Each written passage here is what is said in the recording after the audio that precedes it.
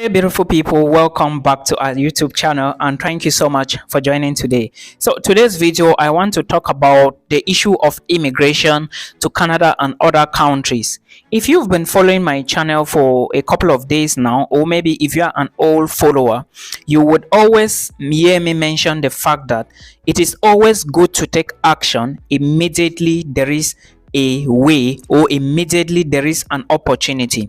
So a few days back I went through a website and I realized that the Canadian government is contemplating on reducing the number of student visas that would be given to international students in the coming years or months to come. But before I talk about that, let me clear your attention or draw your attention to this. International students, a lot of you applied for study permits, or let me say study visas to Canada, and you haven't gotten any feedback from IRCC. The very first issue that may be the cause is that IRCC is not stable and there are a lot of things involved when it comes to visa processing and the timelines nowadays. Okay, so expect these fluctuations in terms of visa processing and the countries in which you are applying for, and the country in which you are applying for also have a very great role to play in this case. However, there could be a way out. First, early application may help you in the sense that if you do your visa application as early as possible, of course IRCC says that you can apply for a study visa or study permit and you get feedback after 6 weeks. Yes, it is true. Some people get feedback after 6 weeks, others get after 4 weeks, others get after even 1 week. Okay, but now the difference here is try to apply as early as possible and give them time to do or to look at your application. How do you give them time to look at your application? Let's say if they are saying feedback is 6 weeks and you are going to be starting your program in September, maybe September for example, apply and give them 3 months to September. That is, you can give them September, you can give them August, you can give them July to process your visa. That is to say, apply by May. So apply and give them 3 months so that in case your study visa or your timetable for school or your starting date is closer, you can then have confidence that at the end of the day you can still get a reply. But a lot of us, or a lot of students who are going to be watching this video, you did your application some time ago and right now your school is saying that you have to upload a copy of your visa for them to know that you are coming and for your portal to be active. And if you do not upload a copy of this visa, then you are telling the school that you are not coming again, and in that case they are going to close your portal. And do not enter the airplane or do not enter any flight without your portal being open and without your school being informed that you are traveling. Okay, so now you are going to apply, and maybe before your school is starting, maybe September, and you're applying in August, you cannot get a reply. I always emphasize on the fact that apply and give them at least 2 months upfront for them to process it. Yes, IRCC says 6 weeks, which is 1 month 2 weeks, but always give 2.5 to 3 months, okay, to sort out this issue. Another thing you should pay attention to is that when you are applying for a visa to any country, not just Canada, please remember that each country have a particular number of study visas they give each academic semester or each academic year. As soon as this country has issues the number of student visas for that particular semester or that particular year, and the number is okay, let's assume that Canada is looking at recruiting or bringing in 3,000 students for fall 2024. If by the time they give out the last person 2,999 and they give the other person, the last person, to make up the 3,000 visas they are supposed to issue for fall 2024, and you are still to apply for visa, or in case they gave the last person and your application has not been processed, just know that you cannot get the visa again.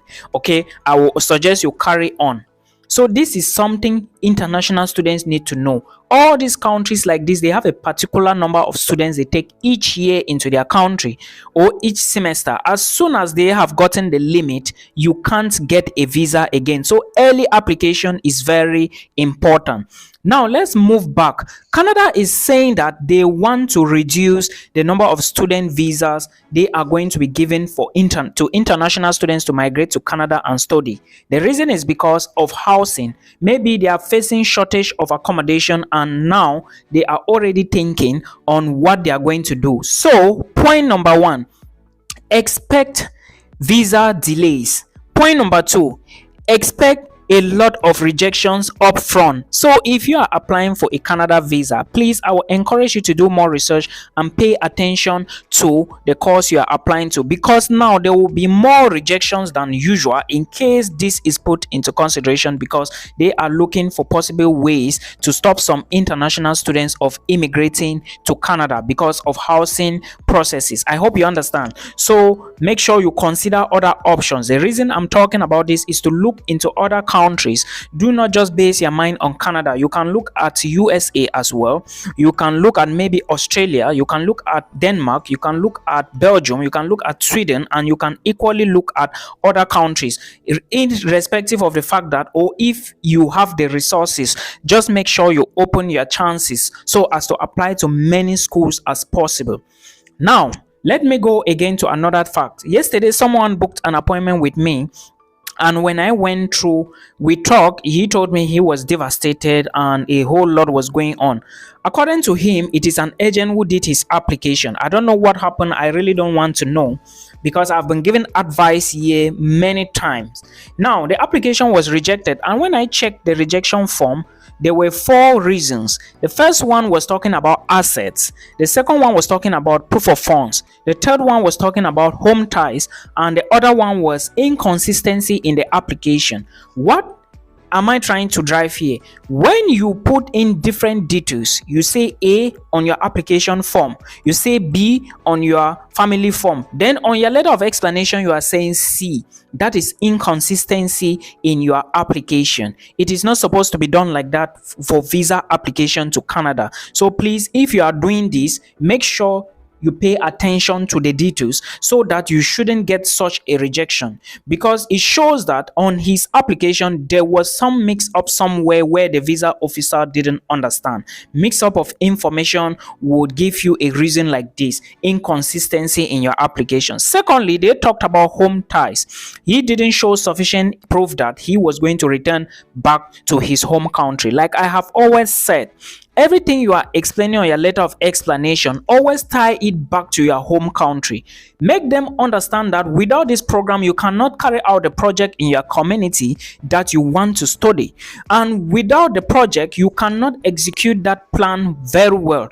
Always make them understand that when you come back, you are going to use this program to better your economy or your country. So if you do not state this and keep reminding them every time on your letter of explanation that you will return back to Nigeria or to Cameroon, they will not give you this visa. Canada do not want people who want to move to Canada without returning or leaving their country after the program is finished. Of course, they know that you are not going to return, but you have to make them believe that you have to return. I have a lot of videos explaining all this information, so please, I would suggest you look at these videos very well. Check my YouTube channel again so as to understand everything you need to do with your visa application. It just requires organization. Do not give your application to somebody you don't trust. Now, this is what happened. Maybe the agent never explained all these things in the letter of explanation, like the other guy complained to me last time, but I'm not here to judge anybody. I'm just giving advice. Okay, now the next thing you need to understand is that his application was rejected and said a proof of funds was not enough. Now, when I find out, we calculated everything. The money was close to like maybe 27 million CFA francs for living costs, tuition fee, and miscellaneous. All right, plus extra. But the money he had was not up to 30,000 Canadian dollars, or not up to 30 million. I beg your pardon. If your tuition fee is equivalent to like 27 million, you have to show a bank statement that is above that. Okay, and if you are getting sponsored by individuals, please do a document to prove that you also have your own money. These people, they are really complicating with the things now. Do not apply for a visa now to Canada without proving that you also have your own money in your bank account. Preferably prove prove that you have a business, okay, that this business is generating money. It is important that way. Part of the fact that you have a sponsor. Sponsors may not be enough, but to prove that you have your own business that generates money is the key to success here. Okay, or if you are using a sponsor, always make sure that your own bank account reflects some money. Let your account have some money inside. It's important, guys. Now, the last thing I want to say here is never apply for a visa without explaining every detail and proving to the visa officer that you have things that are going to bring you back home. This is home ties. All right, when you don't explain this in clear terms, they will not know anything, and this might lead to your visa rejection. Please put this into consideration. I am here to just educate you.